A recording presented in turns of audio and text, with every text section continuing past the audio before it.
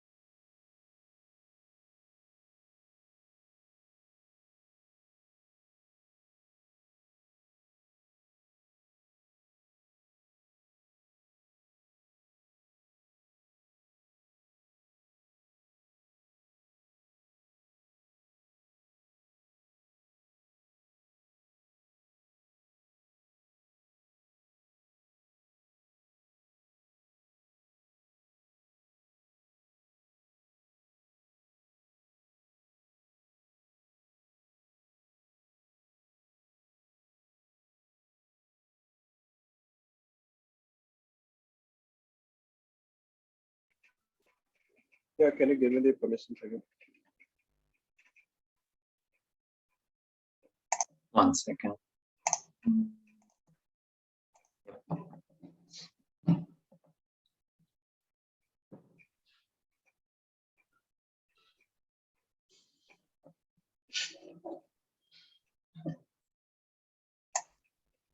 All right, so is my screen visible? Yeah, it is.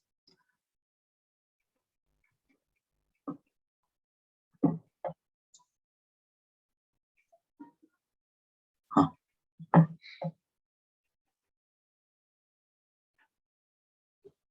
Yep, can see the presentation. All right, so this workshop is about and by myself and Aditya.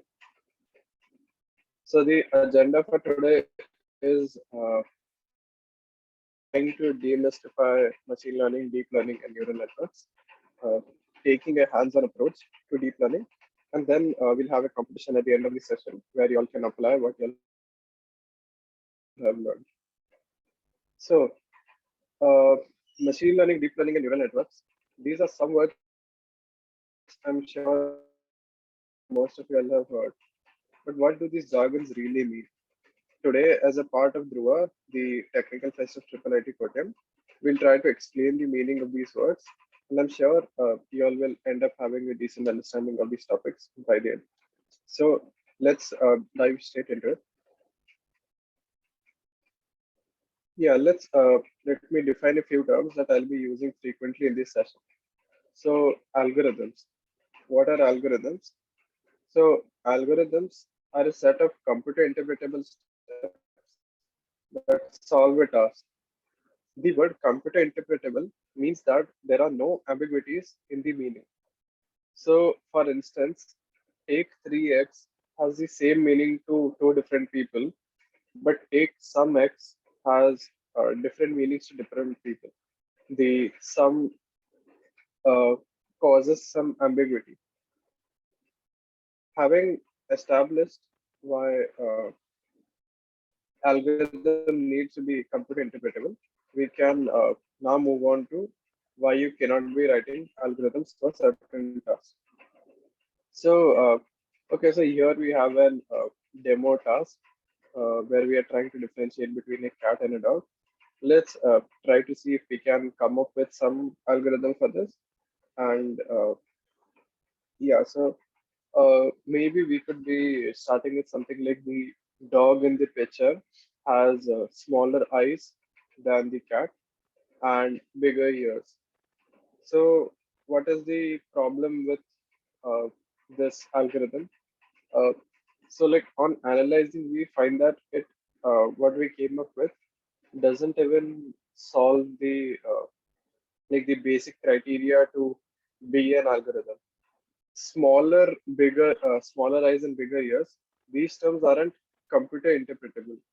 So, okay, so someone might say, okay, so you could maybe quantify the exact size, maybe tell us how many values in pixels these eyes are. So that would be computer interpretable, right? So, through specifying the size in pixels, quantifying it exactly might do the job, but this algorithm will fail as soon as the image dimensions are changed. That is, the moment we resize this image even a bit, it will stop working.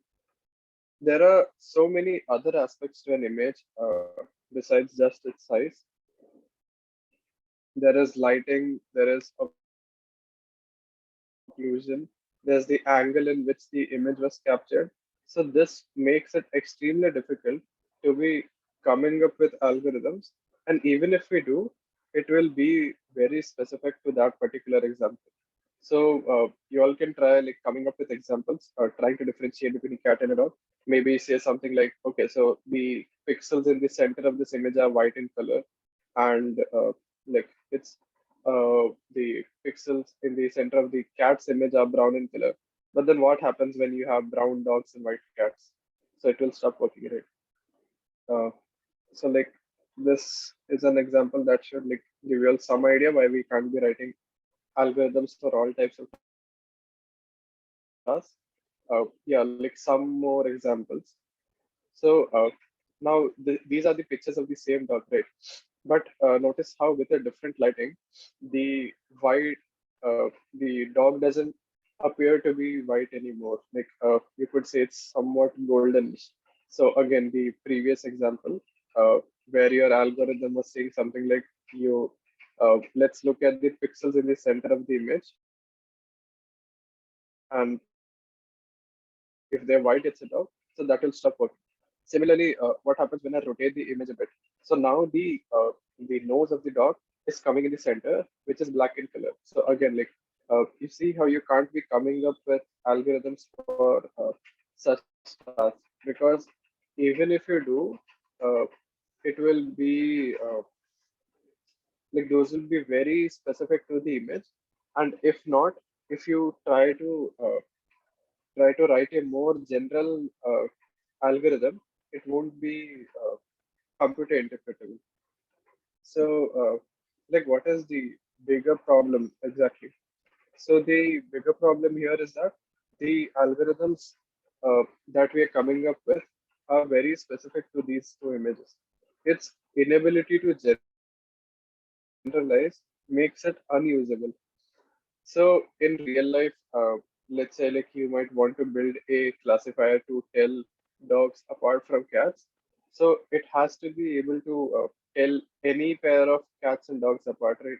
Not just the two examples that we are showing it. So uh, that doesn't exactly work.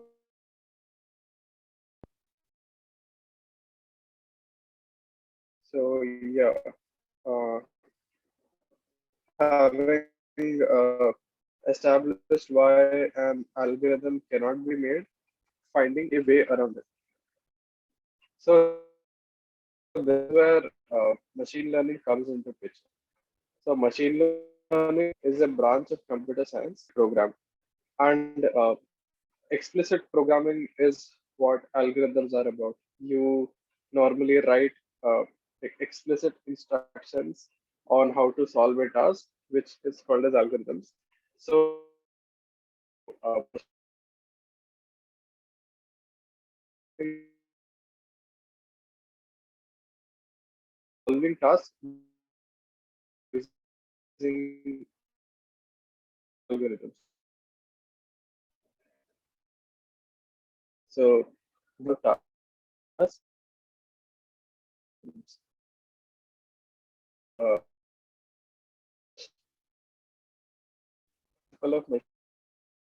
the model it will learn how to task this of machine learning. This rabbit is not a duck, and this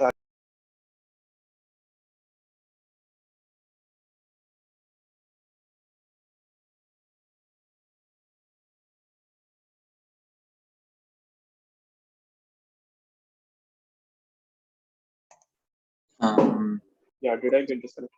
Yeah. Can you? Okay. You should be able to share now.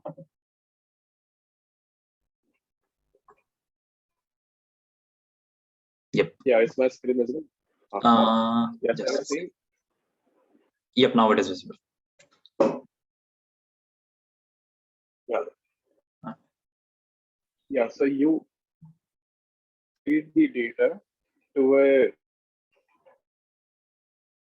model, and through a trial and error process, it learns how to classify and like images which are in ducks, and it creates predictive model. This predictive model is what we use later on. So what model enhance, we showing a new image, whether it's a duck or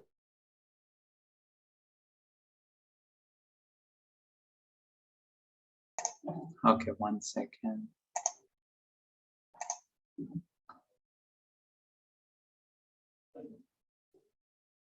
Prasanna, you here?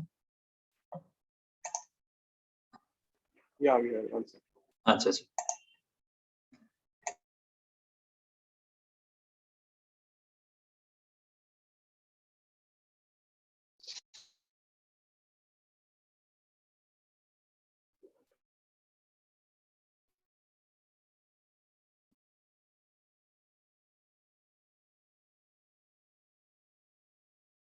Can you confirm if Your voice is breaking, but yeah. Wait.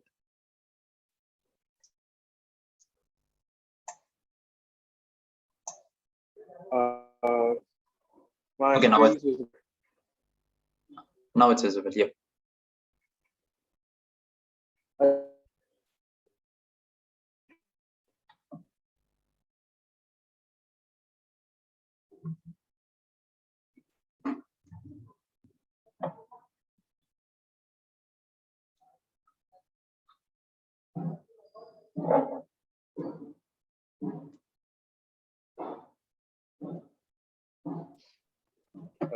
My audio is clear, right? Yeah, your audio is clear. Yep.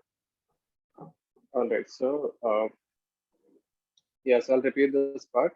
So, we take data, we feed it to a model, and through a trial and error process, it learns how to come up with a. It learns how to solve this task, which is classifying between images of a duck and non-duck images. The end result of this is a predictive model, and this predictive model is what we use for classification purposes. So this is the output. Once we get this model, we could be using it to perform as many classifications as we want. Okay, so like taking a step back, let's try to reflect on why we as humans can do this so easily. By doing this, I mean differentiating between cats and dogs, unlike any such tasks for which algorithms can't be written. So, like I'm pretty sure you all don't have any trouble telling a cat apart from a dog. And yeah, so like let's try to look why we are able to do this so effortlessly. So we as humans have a very highly developed visual cortex that has evolved over thousands of years and is able to identify such patterns with little effort.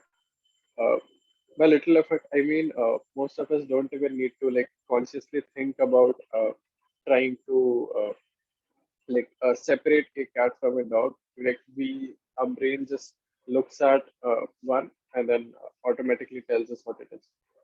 So does the answer to solving this type of problems lie in discovering the underlying patterns? Okay, so we saw that what our brain is essentially doing is it's looking at a cat, it's picking up the lower level details, uh, then piecing them together, and then telling us, okay, that's a cat, and so on. So, so the question that arises is that could we be doing something similar with computers too? Uh, could detecting patterns in these images help us classify between a cat and a dog? So, uh, okay, so we'll like try to answer this question over the next couple of slides. Also, like up till now, we've been frequently using the term patterns, but talking about patterns is like talking in a very abstract sense. So, to be more concrete, so in a mathematical sense, we could be calling this as functions. So let's look at a few examples, and it will be clear why you could be doing this. Uh, okay, so this image we have right here, uh, these are like patterns of uh, straight lines, right? So can you all think of functions that represent these patterns?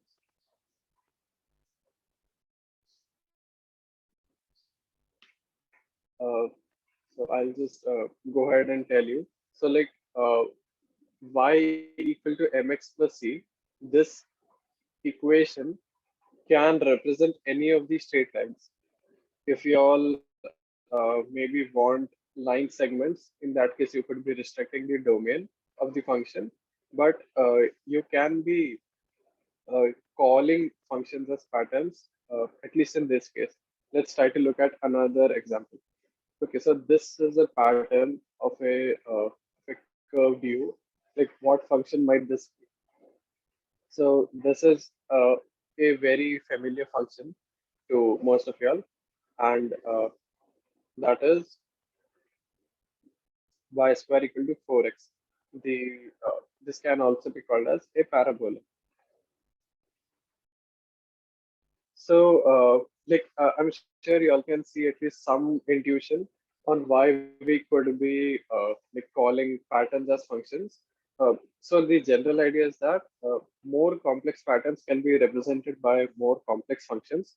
So, by more complex functions, I mean you could be going in the higher orders, like maybe the power of 4 or even higher, or you could be making the functions non-linear. Both of these are will help you try to represent more complex patterns easily.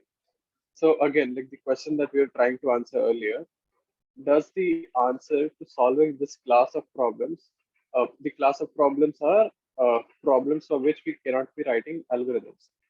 So does it lie in discovering the underlying patterns? So, you could say that how convenient it would be if we just had a magic tool that could pick up patterns. So, like that would solve our problem, right? Because now we don't need to write any algorithm to solve our task. This magic tool of ours would just pick up these patterns and help us do our task easily. So this magic tool is what is called as neural networks. So we'll be going more in depth on this later. But yeah, so essentially what neural networks are is they are very good function approximators. So this by translation makes them really good pattern recognizers. So okay, so what are function approximators? So it's just that neural networks can estimate a function very well just by looking at the data points. So uh, so you could give a neural network like maybe this point, this point, this point, this point, and this point, and then it will start to model this function slowly and slowly, and then the more data points you give it, the more accurately it will model this function. By model this function, I mean like approximating this function. So yeah, uh, neural networks are very good function approximators, which makes them like really good pattern recognizers as well, because now it is able to pick up patterns very easily. Okay, so we'll be going in depth later. Don't worry. So, what is deep learning? So, deep learning is a branch of machine learning where we use multi-layered neural networks. By multi-layered, it just means more having multiple layers, and it's like a sense of going more deeper. So, uh, yeah, so multi-layered neural networks. These are like more complex neural networks. So why now? Why now of all times? So there's two factors which has led to a boom in deep learning. So one is abundance of data, and one is abundance of compute. So abundance of data. So deep learning requires a lot of data to work well. In recent years, you can think how data collection has become extremely cheap and easy. Even someone like you or me could be scraping millions of tweets from our own personal computer. Uh, more data points, okay, so like more data points makes it easier to approximate a function. So let's say I give you 2 points, like 2 points in a straight line. You can be a bit sure that it's a straight line. Uh, but the moment I give you like 3 points in a straight line, you can be like, surer that the function we are talking about is a straight line. Let's say I give you 4 points in a straight line. You can now be like reasonably sure that the function we are trying to approximate is a straight line, and so on. So like the more data points I give you, the more sure you can be of the function that you're trying to approximate.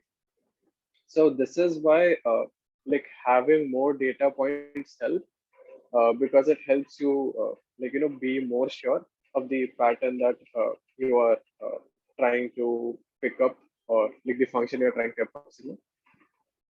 So this is why you need a lot of data to perform deep learning. Okay, so the next point, abundance of compute.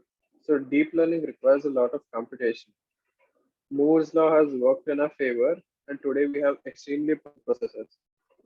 CPUs today have thousands of cores, which enable extreme parallelism. The next question that we try and answer is that why is there an increased adoption of deep learning in the past decade? So this is like a very cool property of deep learning. So here we have a graph which shows the increase in performance of deep learning versus machine learning systems with the amount of data given. So you can see that up till a certain point, machine learning systems will perform better than the deep learning systems. However, after a certain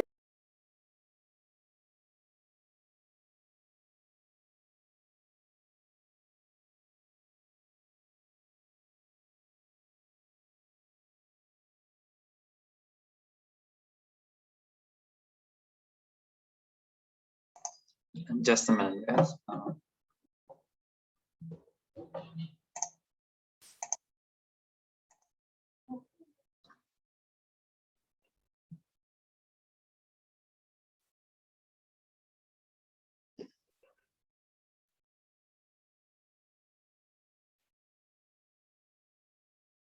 yeah, so I was saying, like up till a certain point, the machine learning algos, they scale well with the increase in data and even perform better at some times compared to deep learning system.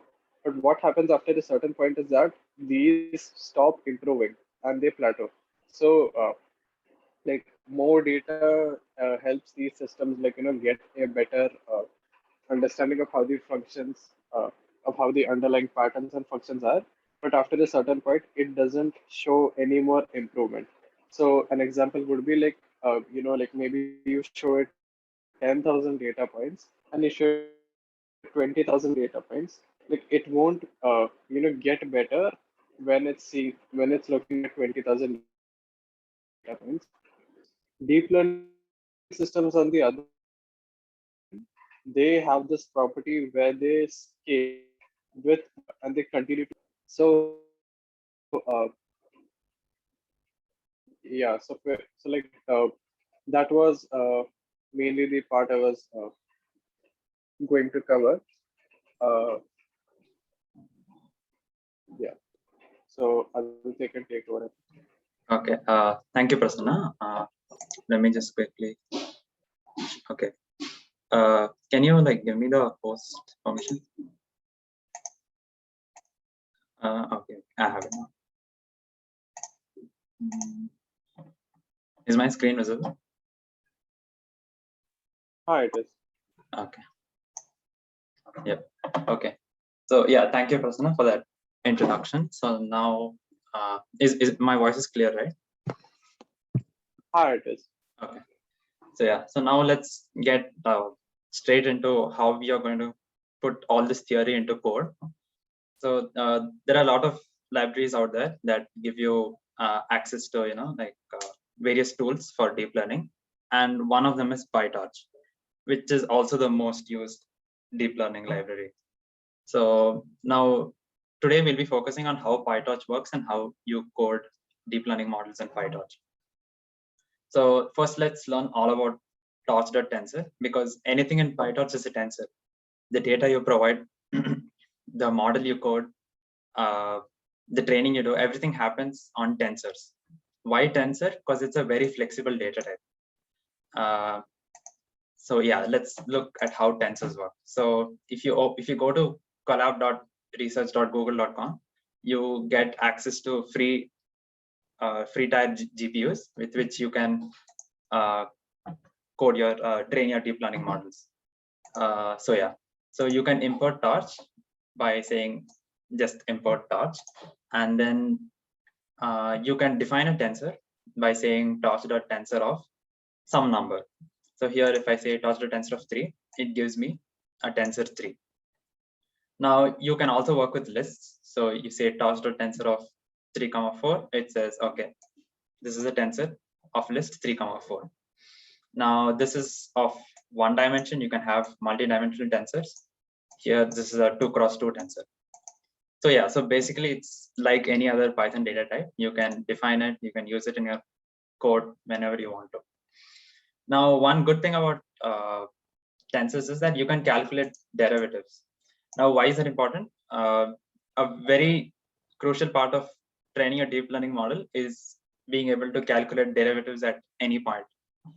Now, understanding on why we need derivatives for deep learning is towards the theory of deep learning, but let's now focus on the coding part. So here's a very fun little code. So let's say I define my x, which is a torch tensor of 3, but instead of just giving 3, I say requires grad is equal to true. So this is an inbuilt function within every tensor that says that, okay, so this variable, so it tells PyTorch to remember the gradient for this variable while computing literally anything. So now we know that if there's a function y is equal to 2x, the derivative of that function is 2, right? Because we have learned this and we know it. But how do you write this in code? It's very simple using PyTorch. So we know that dy by dx is 2. So all I have to do to get the derivative of y with respect to x is just say y dot backward of. And the variable that I want to get the derivative of, which is x, and I just do dot grad, and I will get torch.tensor of 2. So now you can see that, calculating gradients in Python can be super simple using PyTorch. You're just like 2 functions away from calculating gradients. Yeah. Okay. Another thing about PyTorch is that a tensor can either be on a CPU or on a GPU or any other hardware accelerated environment for faster training of models. So yeah. So talking about compute, we have this nice function in PyTorch called torch.cuda is available of. Okay. So if I run it, it says true. So it means that you can go to runtime, you can change your runtime type and select hardware accelerator as GPU.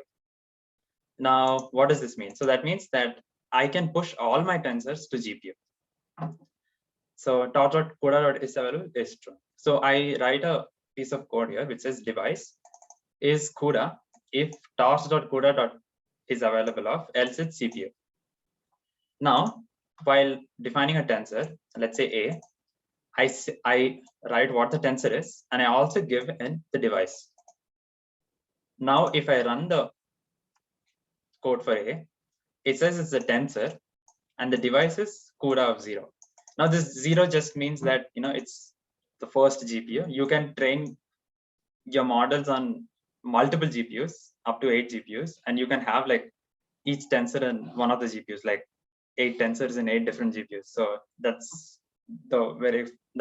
something really good that PyTorch lets us do. Now there's pretty much anything, any tensor in PyTorch, let's say tensor or model or any data in the tensor format has this function called .2. So what this does is, now my A tensor is on a GPU, right? So I can just say A.2 of, and I put CPU, and it comes back to the CPU. So you can put it back to CPU when you want to print the data or you want to see what it looks like, and push it back to the GPU for model training and faster inference. Another function of PyTorch is any tensor has this function called shape, has this property called shape, which says exactly as what it does. It gives you the shape of the tensor. So this tensor is 2 cross 2. Now I can also change the shape of the tensor. Now this is 2 cross 2, but what if I want it to be 1 cross 4? So I just do .view 1 cross 4. This doesn't change the original tensor. The original tensor remains 2 cross 2, but it returns another tensor, which is of 1 cross 1. So if all I have to do is just say A is equal to A.view of 1, 4, and it changes the entire tensor to 1, 4. Same thing, but in different words, reshape. So you can either do it as view or you can reshape it. Yeah, okay.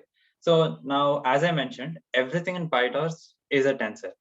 So what about images? How do you convert images to a tensor? Let me just show that real quick here. So I'm taking one of the images. Okay, yeah, let's take this. I'm taking one of the images from my hard drive, and I've written a piece of code here that will just let me upload this image and show it here. Let's just wait for some time. Yep. Okay. So we have the image here, and let's just see what the size is. Now, okay, the size is 700 by 1000. Sometimes in deep learning, like when you define a model, a model is specific, right? Like you can't make it flexible. So most of the images that you input into a model should be of the same size. So what you do is, there's a submodule of Torch called Torch Vision, and it has a property called transforms. Now, what does transforms do? Just as it says, transforms takes anything, any image, and converts it into a tensor, and also changes the way you want it to be. Okay, so let's just define a transforms tr, and let's say transforms.compose of. What does compose do? It lets us run multiple transforms on the same in the same function. And then I open up a list, and then I say I need to center crop it to 224, 224. So let's say our model is defined to take in 224 by 224 images. So I center crop it. That means somewhere in the center, it just crop me 224 by 224 section of the image. And as this says, transforms.toTensor. It converts the tensor. It converts the image to a tensor and gives it back. So let's run that. Now all I'm doing is I will run the image through the transforms. Now you see this image right here is converted into numbers, float numbers. How cool is that? So yeah. So now let's look at the shape of the tensor. Yep, the shape is 224 by 224, and 3 stands for the pixels R, G, and B. So that's that has to be there. Okay, so now let's actually dive into the problem statement. So our problem statement says we need to classify images of Hank and Gus, right? So how do you do this? So for any deep learning problem, let me write it here. Yeah, for any deep learning problem, there are 6 different steps that you have to follow. So the first is data collection. The second is data cleaning. The third is data set and data loader creation. The fourth is model initialization. The fifth is training loop. And the last one is the actual part of the crucial part of deep learning, which is actually training the model. So let's go through this one by one. Data collection. So for any deep learning problem statement that you have, you need to collect data. Now, how do you do that? In our case, we're using this external library called JMD Image Scraper that will basically run a DuckDuckGo search on the query that you give and download all the images and put it into a folder. Okay, so let's just go through this code once again. So I'm just doing some normal inputs and I'm saying my root directory is my images directory. So let's just go here.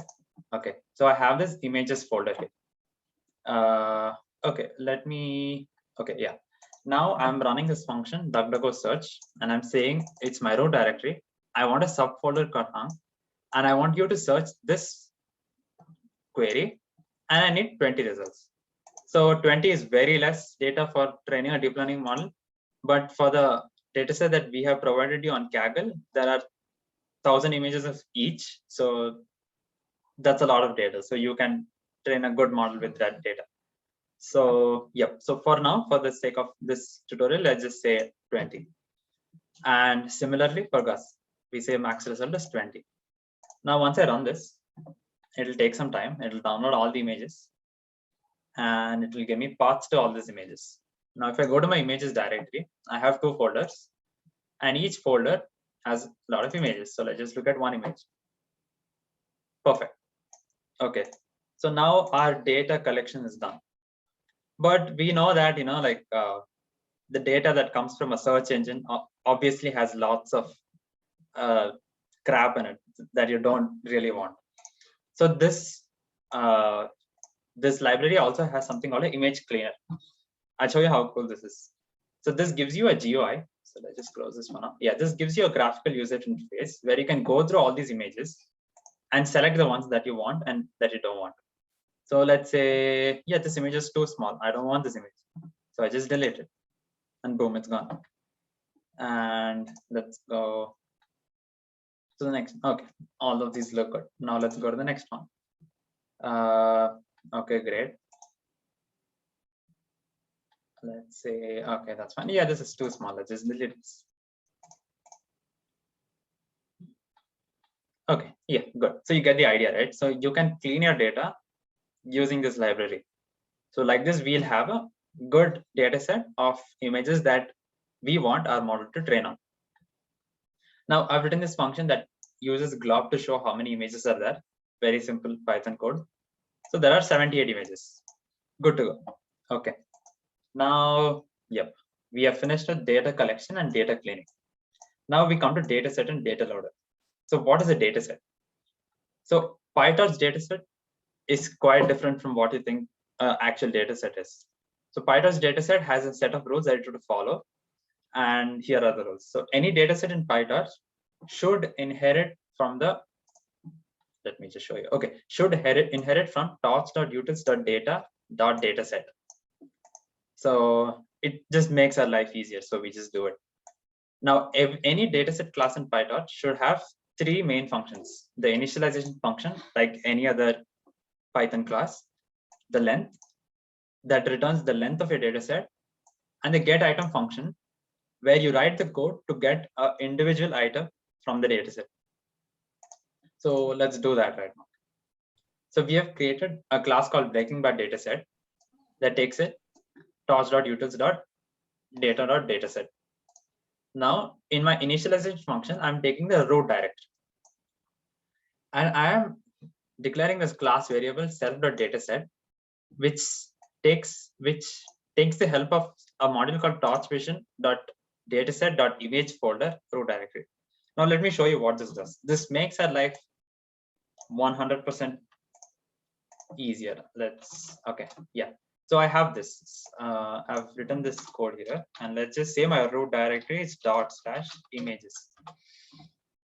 It gives me a data set. Okay, now let's put that into a data variable, and let's just inference on it. Okay, now I have my data, which is a data set. Now I can, if let's say I want to get the first image from this data set, I can just do of 0.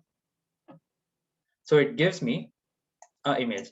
So remember how I had this image over here. Okay, so this image was opened using the pillow image library.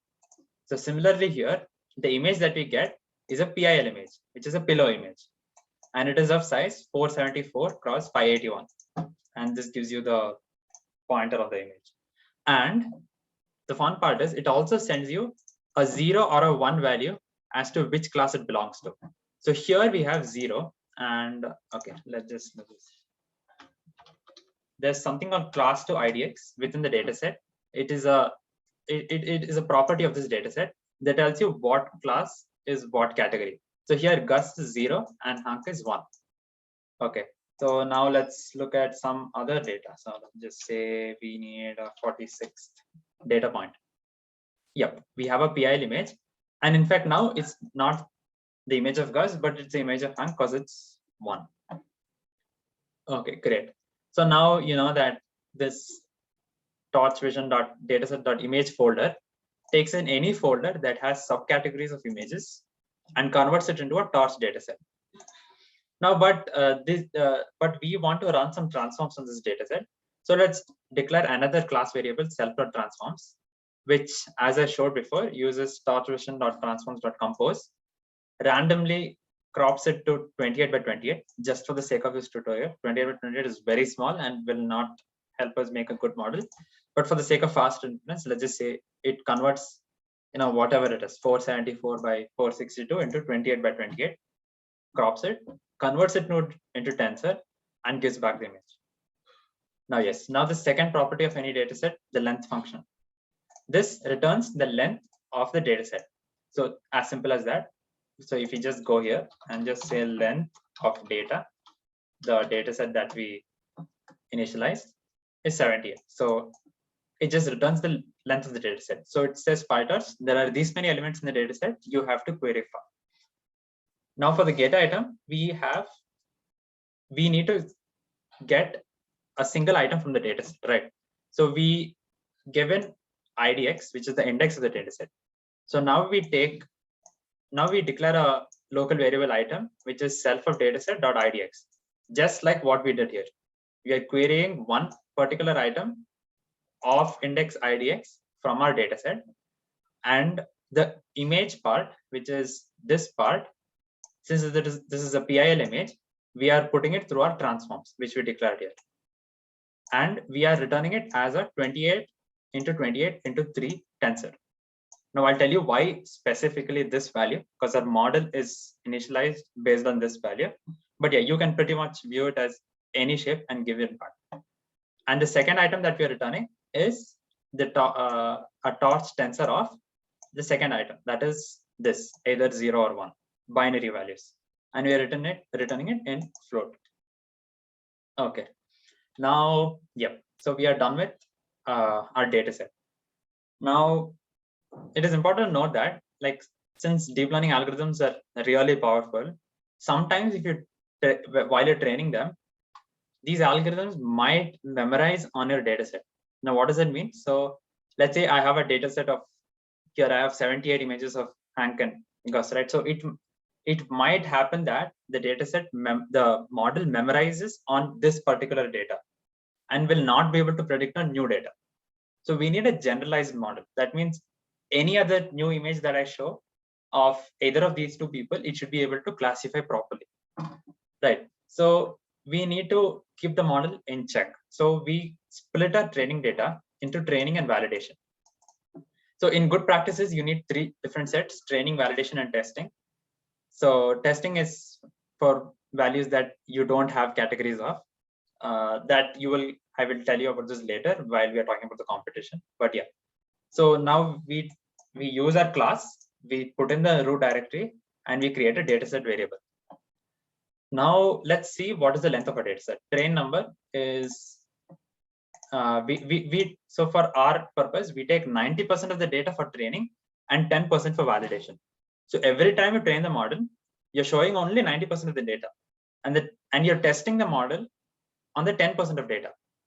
And the metrics that you use, metrics here is your accuracy metrics or your loss functions that you run on the 10% of the data. So you know how the model is actually performing in each training loop. Okay. So yeah, so that concludes the dataset part. Now, what is the data loader? So instead of giving our model, one image at a time, we give images in batches. So what does it mean?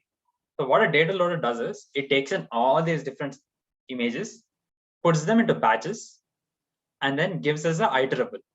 So iterable in Python is where you can continuously go through, like data points.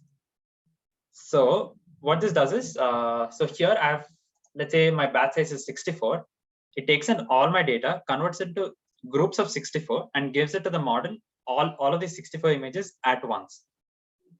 So I've written this fancy class that will that has a few different parameters to it. So let's just go through it one by one. So this is a device data loader that has an initialization function that takes in our data set that we just created here, both train and validation. Oh, by the way, we split our data set using torts.utils.data.random split. The documentation is available. You can just look at it. It's very simple. It just randomly splits your data set into 90 and 10%, as you mentioned it here. So yeah, so you given the train set, you given the validation set, you tell the batch size is 64. That means 64 images at once. So I'm shuffling the data just for the sake of it. And I'm telling my device is CUDA if toss.CUDA is available as CPU, like we mentioned before. Yep, self.device is device. Okay. Now this function, this to device, you can ignore these 2 lines. This is just for the sake of error handling. But this seems familiar to you, right? As I showed before, you take the tensor, you write .2, and then you give your device. So this will send our tensors to the right device as written in the initialization statement. Non-blocking is true, just means that it will happen in the background and it will not affect your flow of code. Now we define an iter function. What this does is, this yields every batch by sending it to the device. So for every batch in your data loader, which you defined here, self.dl, it will yield your data by sending it to the device. So it will take one batch, puts it in the device, gives it to your model. Takes another batch, puts it in the device, gives it to the model. As simple as that. And we have a length function, which is very similar to dataset length, which just returns the length of your dataset. Now we define a train loader and a validation loader. For the train loader, we put in the train dataset. For the validation loader, we put in the validation dataset. Okay, so that brings us to the end of dataset and data loading. Now comes our model. So let's understand the task first. So we have our dataset returns your image in the size of 28 into 28 into 3. Good. Okay. And you expect an output of 0 or 1. Great. Okay. So now we need a model that will take it 28 by 28 by 3 as your input image and gives out 0 or 1 depending on whether the image belongs to one category or the other. Right. So let's define a simple neural network with one hidden layer. 2352 units in the first layer, which is nothing but 28 into 28 into 3. 128 units in the second layer, which is just for reducing a dimensionality. And finally, you have 1 unit, which, okay, this is a spelling mistake, but yeah, finally you have 1 unit, which gives a number between 0 and 1. Great. So this is our model. Input layer has 2352 units, hidden layer is 128 units, and final layer has 1 unit. Now you have it mapped in your brain. How do you convert this into PyTorch code? Let's look at that. Okay.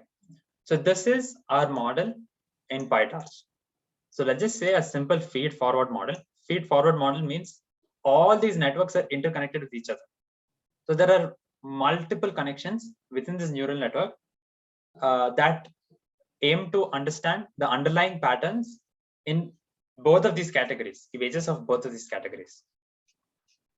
So let's just say a feed forward model. In the initialization function, I'm telling what my layers are. So my layers here are 28 cross 28 cross 3, 128 and 1. Now I create my first linear layer, which is nn.linear. I use this function. This is a torch library, which I have imported here, torch.nn as nn. And yep, I declare a layer which takes in 28 by 28 by 3, which is L of 0, and returns 128 L of 1. Now I declare layer 2, which uses nn.linear, takes in 128 L of 1 and returns 1, which is L of 2. Now there's something called dropout, which like randomly drops some of these weights in here. That is just so that our model doesn't completely memorize on the data given.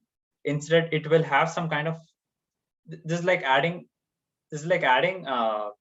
forgetfulness into the model. You can assume it that way. So you're randomly dropping 0.09 of the weights in your model so that it doesn't memorize on your data set. So let us again define device. Okay. Yep. And in our forward function, we run our input, which is x, through L1. We run it through L2, and we return after dropping the model. Okay. Yep. Okay. Now there's one problem.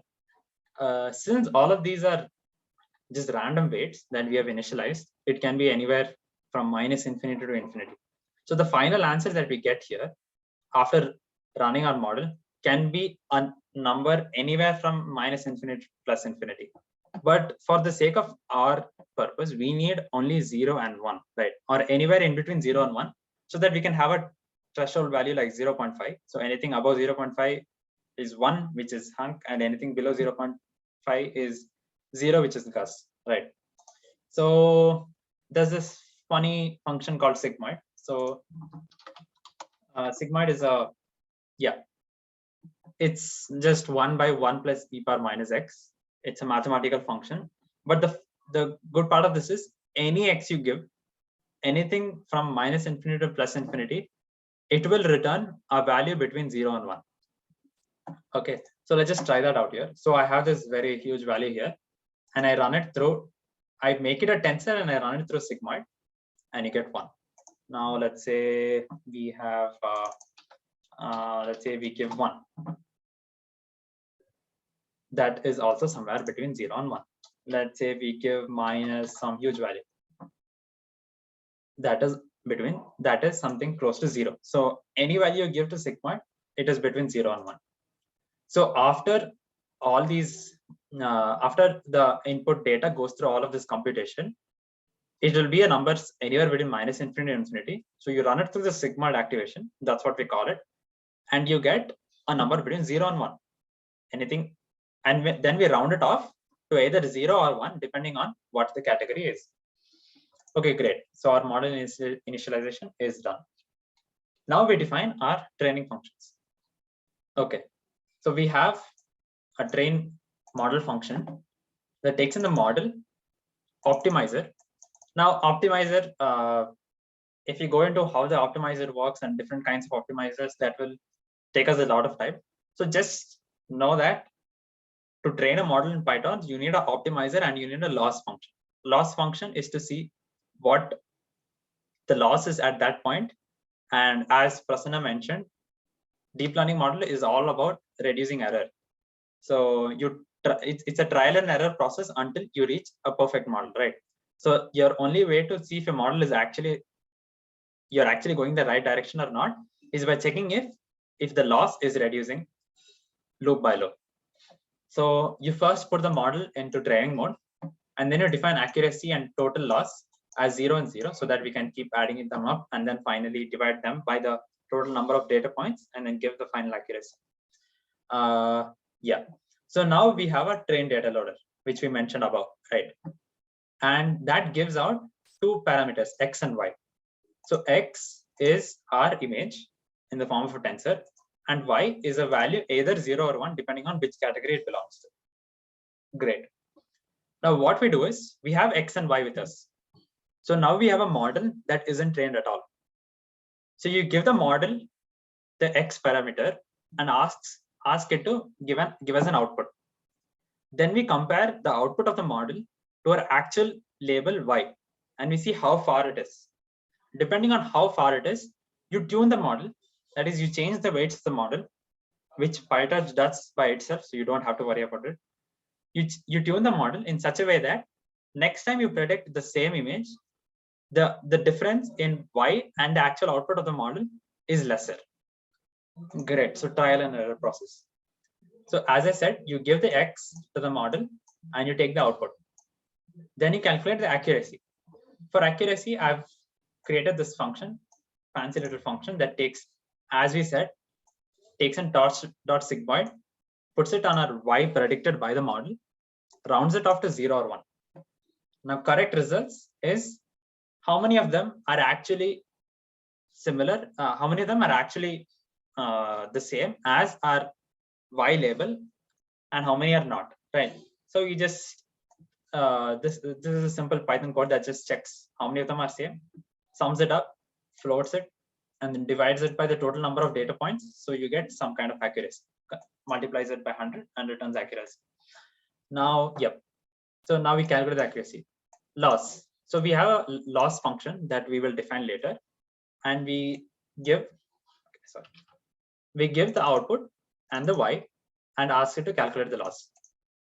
So as I told, the actual training of a deep learning model in PyTorch happens in these two lines, which is loss.backward_of and optimizer.step_of.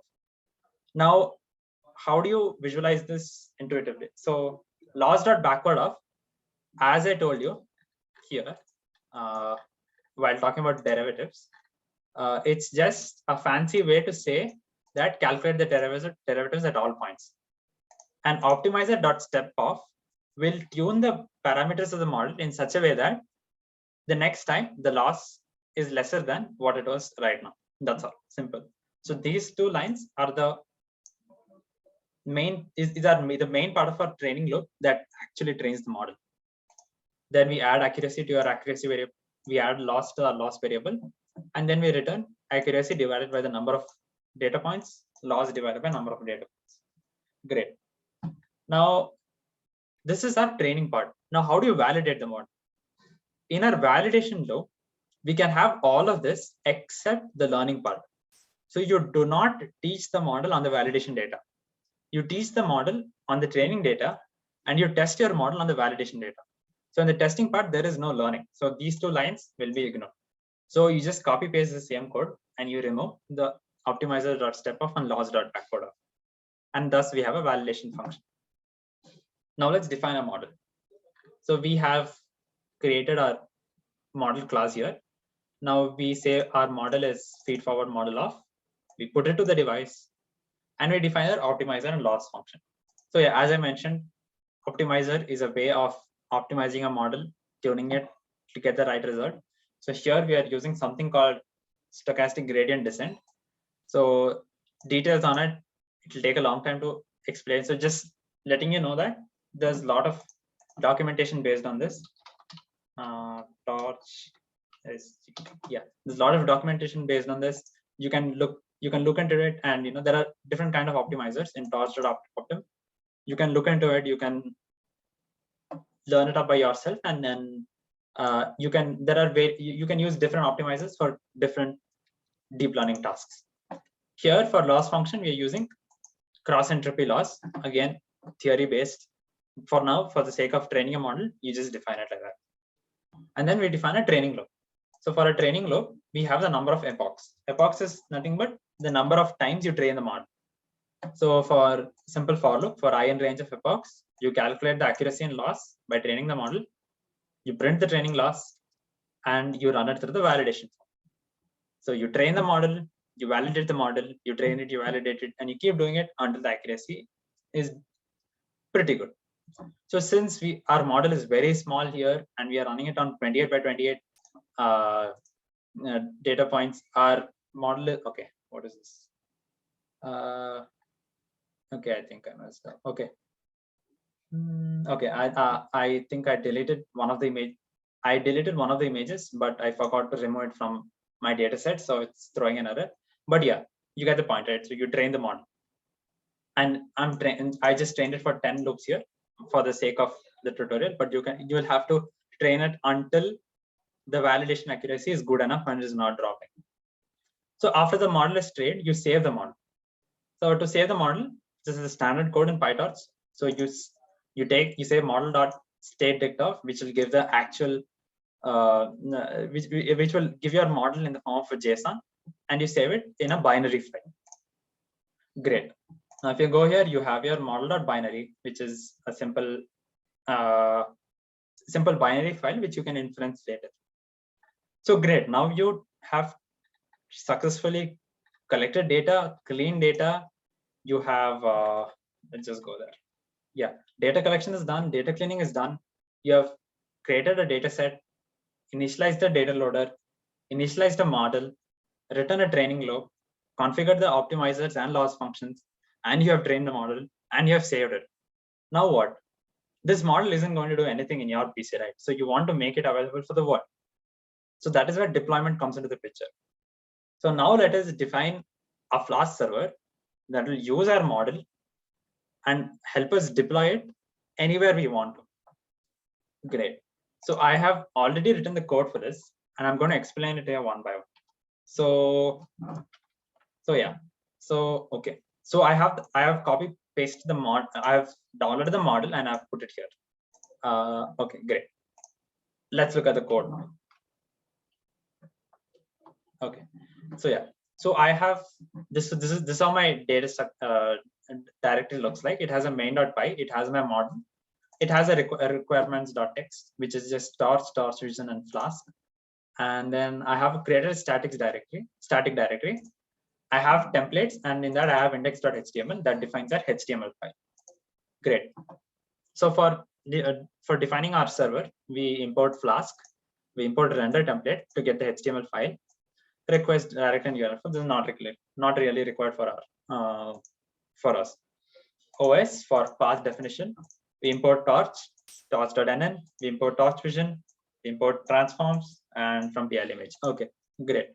So there are two things that we have to consider while. In fact, there are three things that you have to consider while inferencing from our model. We need the model in some format, which is here we have it in binary format. We need the transforms that we apply to our image, which is very crucial. So I have copy pasted the transforms from our dataset class, and we need our class form, our model class, which is this. I made a little changes to this, but yeah, it's pretty much the same thing. This is just a fancy way to write it. I have copy pasted the model class from my Colab notebook. Great. So we have the transforms, we have the model class, and we have our model in binary format. Now let's just create a simple prediction function that takes a path to our image and our model, opens the image using the image library and applies the transform to it, which we declared earlier. And I view it in 1x28 by 28 by 3, as we saw in the Colab notebook. And then I take the sigmoid of and I put the model, put the image through the model, take the sigmoid of that, round it to 0 and 1, and return the item. Simple, as simple as it sounds. Now, okay, now let's define a Flask server. So it's a simple. So so this is how we write functions in Flask. So you route it to your slash, which is I think in my case, if I run the model, it will, yep, it is going to run in my local host 5000, and it will route it to the root directory, which is the slash. And methods are get and post. Now I define a simple predict function. So if my request method is post, I will grab the image file, which means somebody post means you're giving to the server. So when someone posts some kind of data to the server, I'll see if the image file is of type image. If it is image, I will grab the file name os.path.join upload folder. So I've declared my upload folder as this Breaking Bad / static folder. Let's just go ahead and delete that image for now, so that you know how it works. Okay, great. So my static folder is empty as of now. Yeah. So as soon as I get an image file, I'll get the file name by using os.path.join to join my upload folder and the file name of the image. I will save the file at that location, and I will run this prediction function. I'll tell if the prediction is 0, it is Gus, else it is Hank. Okay, and I'll render the template of index.html from my templates folder, and I will return it with the variable pred. Now I'll show you how the index.html works. So simple HTML page with the head tag, the body tag has upload your image in it, and here we have a form. The method is post, so you're posting the data to the server, and your type is found data. So that means you can have images, you can have files and whatnot. So I'll define an input tag with type file and name it image. And this is just simple JavaScript function that I've written to show the image, what I've uploaded there. But yeah, and then I have a submit button whose value is upload. And I have I have an image tag that shows what image I actually uploaded, and have a prediction. I'll use this format, which is specific to Flask. So you remember we sent back the pred here, prediction. That prediction will come and land here. So I will know if the prediction is actually which category the prediction belongs to. Simple HTML file, and then a simple script tag to show what image we have uploaded. Yep, that's all. And if name equal to main, I will load the model, initialize it, load the model from our model that we have stored here, put the model in evaluation mode. This is very important because you are not training the model. And I will app.run. Okay, so I have started the server here saying Python 3 main.py. Now let's go to the, yep. Okay, so very simple, upload your image, no file chosen. And my prediction is to upload a file. Okay, so let's just choose a file. So I'm choosing this image over here. Perfect, shows here. And let me upload, and perfect, gives us the prediction. So right now you have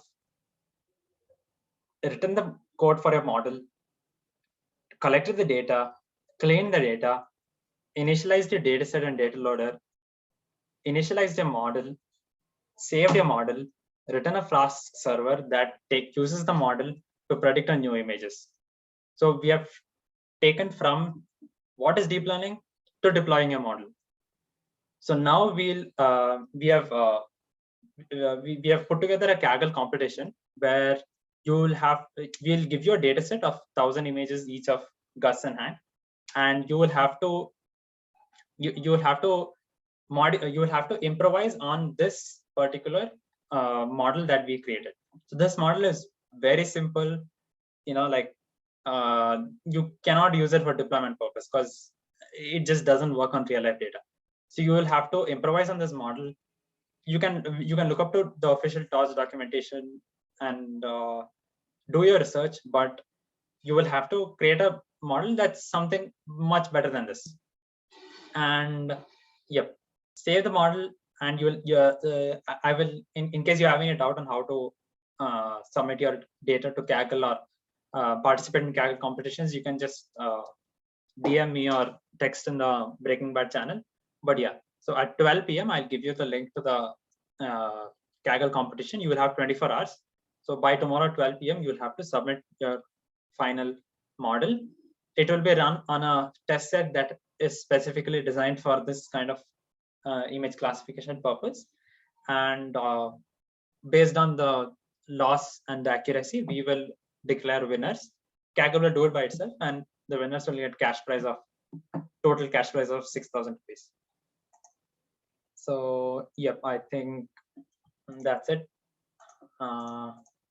Yep, so we have covered pretty much major part of our workshop today.